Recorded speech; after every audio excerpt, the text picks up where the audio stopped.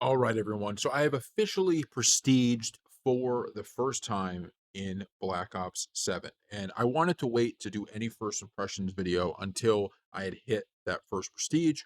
I have now done it. And so that's why I'm here doing this video now.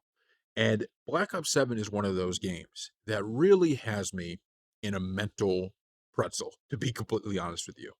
And the reason for that is pretty simple.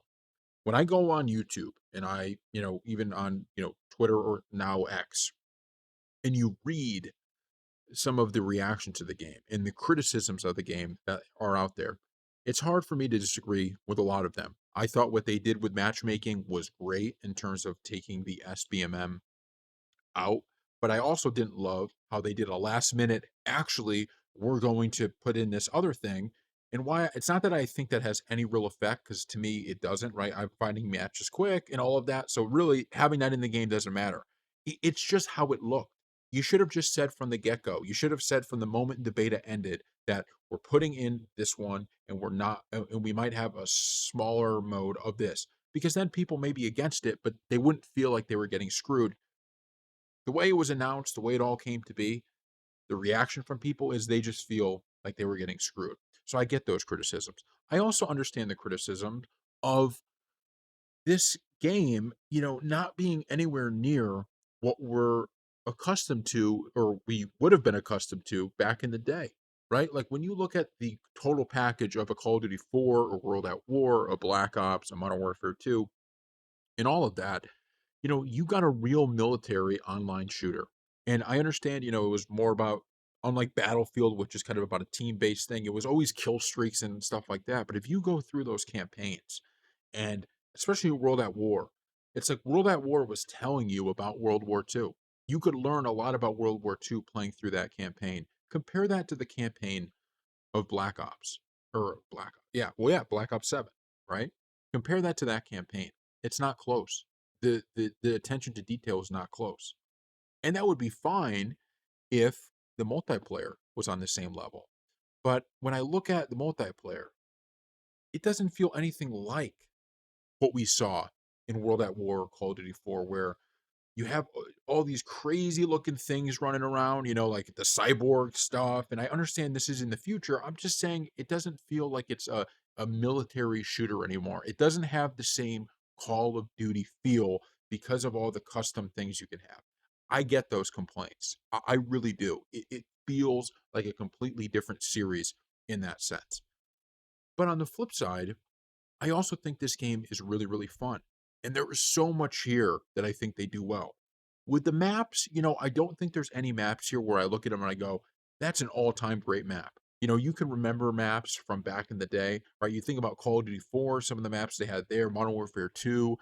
They're just, there's a few of them that you just stick out as legendary. I don't think any of the new maps in this game do that.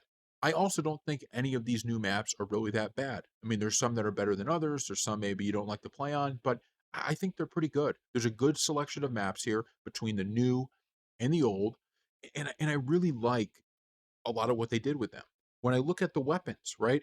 In a lot of Call of Duties, even Call of Duties we would say are the best of all time, right? Even some of the top 5 Call of Duties, there was usually a meta gun, right? There was a meta gun that was used by everybody. I gotta say, through my first prestige, I was using 5, 6, 7 weapons and loving using them. I think this game has a good balance on weapons in terms of there's a reason to use a lot of different ones. Some are more annoying than others. I understand some might be better than others, but I can't remember of Call of Duty where I've played it with kind of the broad, like, there's a lot of weapons I'm interested in using here. I like that. The perk setup with the like you get the fourth perk, right? The special, I forgot what it's called now. I like that idea. The wild card, right? Because there's so many things that you can have, including putting overkill in there. I like a lot of that. There is a lot of good in there.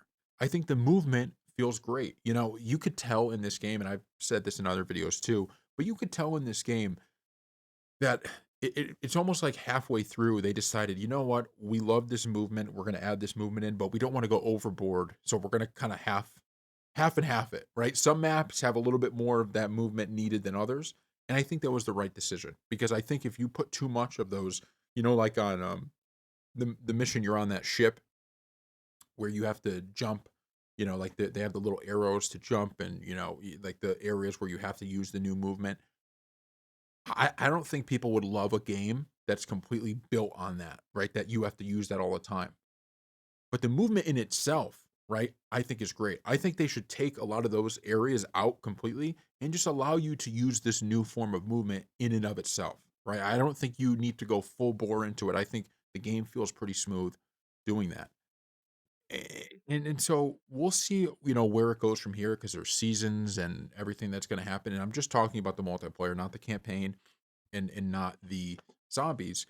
But there's a lot of good here. And this was what I was asking for when we were talking about the beta is I understood that Black Ops 7 was never going to be a top 5 Call of Duty game because by the time they were getting the backlash they were getting, this game was already full steam ahead. Right? By the time you're getting the beta for Black Ops 7, there isn't time to rework this whole game, right? You're basically getting the game you get in the beta. You could change things like matchmaking and weapon balance and some bugs, but you can't remake the whole game in that short of a time.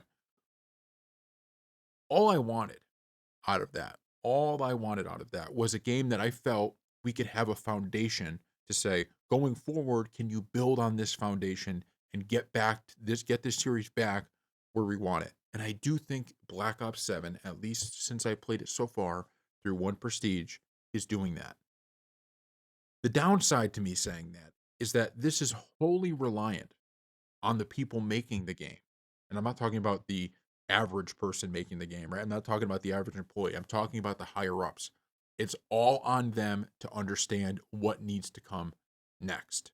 Meaning, I really think with the matchmaking changes, the way the movement feels, the maps, the weapons, there is, I mean, think about like the gunsmith and how awesome all of that is. I really think there's a platform or a foundation for this game and this series to build off, but they have to deliver. And it needs to start by getting back to the old school Call of Duty. I understand they want to have all these crossover events and maybe keep that in Warzone, right? Why don't you keep all of that in Warzone? But for this game in and of itself, for the multiplayer aspect, if you really want to be able to sell all these cosmetics and all this stuff, make it fit into the Call of Duty universe. You want to do a battle pass?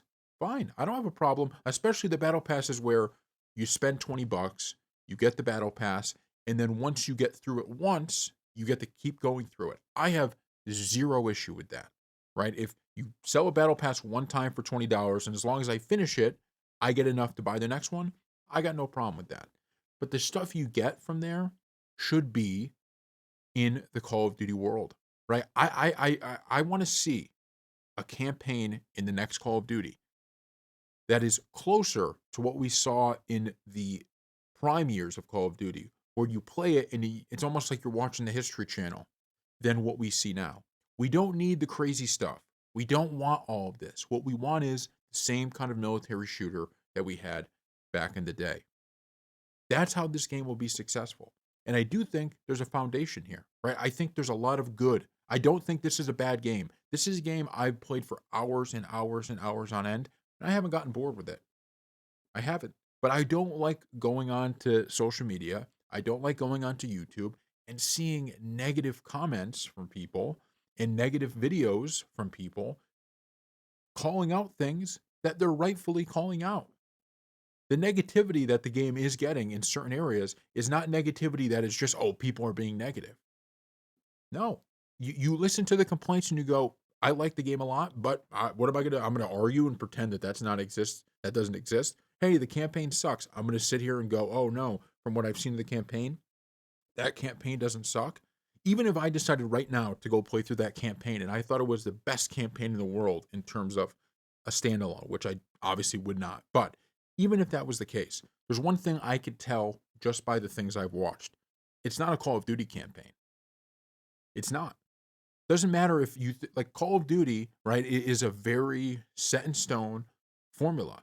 And I think there's movie series that fall into this trap. There's certainly games that fall into this trap where they don't understand where their bread is buttered. They don't understand what the attraction from people is to the game. I mean, I brought this up, but I was watching a series that this one YouTuber did. I keep forgetting his name. I should get his name so I could call him out. But really, at the end of the day, he doesn't need my call out because his channel is way bigger than mine. But he does retrospectives on these old Call of Duties and their campaigns. And that was really an eye opener to me of holy crap, the amount of effort, the little things that went into it that is not in this Call of Duty, right, is stunning. So after one prestige, I guess my final verdict on this is it's really fun. There's a lot of great stuff in the multiplayer section. Haven't played a ton of the zombies yet, but I will be. So that's all good. But it's about the big shots, right? It's about the guys up top saying, okay, we're going back to that old formula. We're going to build on this for what people want. And if they can succeed in doing that, they could have a Battlefield like resurgence.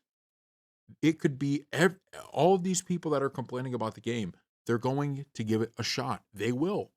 They just don't want to be, I guess, lied to. They don't want to be, actually, a better term is they don't want to be gaslit to pretend that, yeah, we could just roll this product out every year and people are going to like it because it's fun. My judge in games, and I've always said this, is yes, if it's fun, I like it. That's true. 100% true, right? I'm not one of these people that's like, well, the graphics are this and this and this. Don't care, right? If the game's fun, then I say I like it. And Black Ops 7 does hit that fun criteria. But the Call of Duty standard is much higher than your average game. It needs to be fun, but it also needs to deliver, right? On the promises that the Call of Duty series is supposed to. And it shouldn't be the case that when we look back, we go back to Call of Duty World at War, Modern Warfare 2, Call of Duty 4, Black Ops. When we go back to those games, even Modern Warfare 3, the original one, right? The original Modern Warfare 3. When we go back to those games, it shouldn't be that we feel those games had more love and attention in Call of Duty in them than games in 2025 and in 2026.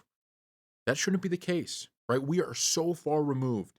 We have so much more technology than we've ever had. There's so many more things they could do.